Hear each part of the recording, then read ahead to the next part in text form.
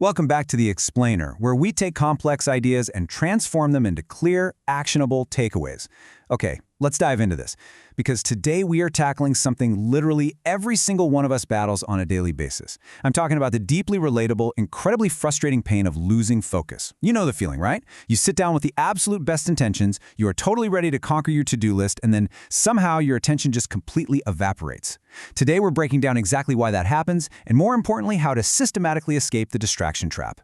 Seriously, ask yourself right now, where did your last 20 minutes go? It's such a universal scenario. You're working on something really important. Maybe it's a big project for your business, your studies, or just a massive life goal you've been chasing. You are completely in the zone, making real progress. And then it happens. Just one tiny, random thought pops into your head, or a single little notification lights up your screen. You think, I'll just take a quick scroll. And boom, you are instantly pulled down a rabbit hole. Before you even realize what's happening, 20 whole minutes have just vanished into thin air. Section 1. The Focus Thief. Let's talk about the true cost of these distractions. And this brilliantly illustrates exactly how fast a distraction pulls you off course. At minute 0, you're locked in. By minute 2, it's just one tiny, seemingly harmless thought like, I'll just check my email real quick. By minute 5, a notification completely grabs your attention. And by minute 20, you're deep in a rabbit hole watching videos that have absolutely nothing to do with your goals. What this tells us is that distraction isn't really a conscious choice to stop working. It's a slippery slope that just accelerates the longer we entertain it. And honestly, it's not even just about those 20 minutes ticking away.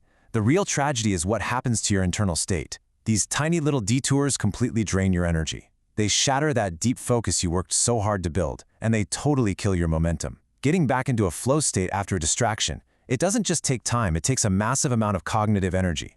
That's why this type of distraction is truly a silent killer. In the world of productivity, the biggest threats don't scream at you. They whisper. The urge to distract yourself sneaks up precisely when you are at your absolute most vulnerable. When you're bored, when you're physically exhausted, or when your motivation is just running completely on empty. It preys on those exact moments of weakness, offering you a super quick escape from whatever discomfort you happen to be facing. Section 2. The Biology of Distraction. Getting down to the chemical truth. Here's the truth that a lot of people just won't tell you. Beating this endless cycle of distraction, it isn't about having ironclad willpower, and it's not about locking yourself in a dark cave away from society. If we actually want to win this battle, we have to shift the narrative and understand our own brain biology. We need to look at what's actually happening on a chemical level when we instinctively reach for our phones. To do that, we need to explicitly redefine a word we hear all the time: lust. In this context, lust isn't just about physical attraction or desire, not at all. It is literally your brain's desperate plea for a feel-good chemical. It's your brain seeking a quick, cheap hit of dopamine through instant pleasure. Whether that's mindlessly scrolling through pictures, consuming explicit content, or just letting your mind wander into some unrealistic fantasy, it's all exactly the same mechanism. And while that dopamine rush might feel great for a fleeting second, it always comes with a heavy, heavy tax on your clarity and your time. So the crucial point is, we need a total paradigm shift here. For way too long, we've treated giving into distraction as some sort of moral failure. We feel guilt, we pile on the shame, and we just end up feeling incredibly drained. But we have to flip the script. The very first step to killing this urge is realizing it is strictly a focus issue. It just pulls your attention away from what truly matters and replaces it with totally empty stimulation. That is exactly why after giving in, you never feel empowered, you just feel exhausted. Section 3. The 3-step solution. How we choose something better. Now that we actually understand the biology behind this and we've ditched the guilt, how do we practically beat it? It's simple, but it takes real intention. We don't fight this biological urge with shame, we fight it by actively choosing something better. Which brings us to a golden question. Seriously, memorize this. What am I avoiding right now? Whenever you feel that urge creeping in, force yourself to pause and ask this out loud. Most of the time, this dopamine craving shows up because we are actively dodging a hard, complex task. We're stressed about a looming deadline, or we're just trying to escape the temporary pain of being bored. Identifying the specific discomfort you're running from, that is the absolute key to stopping the cycle in its tracks. Once you've paused, you execute these 3 physical steps. Step 1, pause and actually face that discomfort. Don't run from it. Step 2, change your physical state right away. Get up, stretch, walk around, or just chug a glass of water. Step 3, dive immediately back into your goal.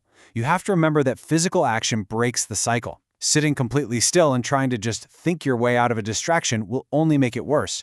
You literally have to shock your physical system back into the present moment. And that brings us to a massively important aphorism: creation beats consumption. The urge to distract yourself is really just energy, and right now it's being entirely misused. So you need to redirect it. Instead of consuming content, go create something. Start writing, brainstorm some crazy ideas, work on your side hustle, or hey, even just aggressively clean your workspace. When you are genuinely building something, you leave absolutely no time or mental bandwidth for distractions to take root. You're simply too busy making actual progress. Let's move to Section 4, building your defense system, and see how this builds into proactive boundaries. While having a reactive 3-step plan in your back pocket is great, we also desperately need proactive boundaries to protect your focus before the temptation even begins. We need to engineer an environment where deep focus is basically the path of least resistance.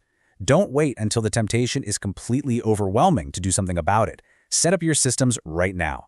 Use website blockers on your laptop. Set hard, non-negotiable screen time limits on your apps.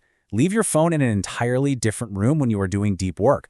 Just constantly stay mindful of your physical environment. Make it significantly harder to fall into these traps. Because if your phone is literally in another room, the barrier to entry for getting distracted is suddenly so much higher. Now, what's really interesting about this concept is how it completely reframes the enemy. That urge to distract yourself, that craving for a quick hit, it is not your enemy. It is simply a signal. Think of it like a dashboard light in your car, just telling you that your brain needs some stimulation. Instead of feeding it junk food in the form of endless scrolling, you absolutely must feed it purpose, feed it movement, feed it progress. When your day is already packed with meaningful action, those petty little distractions, they don't stand a chance. Section 5. The power of intention. Steering your own ship. As we wrap up this explainer, I want to assure you of something very, very important. You do not need to be perfect to win this battle. We are all human, and perfection is just an impossible, ridiculous standard. What is required, however, is intention. It's about being acutely aware of exactly where your energy is flowing and actively deciding to steer the ship. Success comes from mastering your attention. Success does not come from never being tempted, because temptation will always be there, for sure. But every single time you feel that pull and you consciously choose focus over distraction, you are building mental muscle. You get stronger, and with every small victory, you get one step closer to the life and the goals you actually want to achieve. So I want to leave you with this final actionable mantra. Write it on a sticky note, make it your phone's lock screen, whatever works for you. The very next time a distraction tries to pull you off course, follow this exact protocol. Stop, take a deep breath, and remind yourself out loud, I have something more important to build. Stay focused, stay sharp, and keep that momentum moving forward. I promise you, your future self will absolutely thank you for the discipline you practiced today. Which leaves us with one final thought. The energy is there, the time is ticking, and the choice is entirely yours. What will you choose to build today? Let that question guide your focus. Thank you so much for joining me on this explainer. Now seriously, put the phone away, close those extra tabs, and go get to work.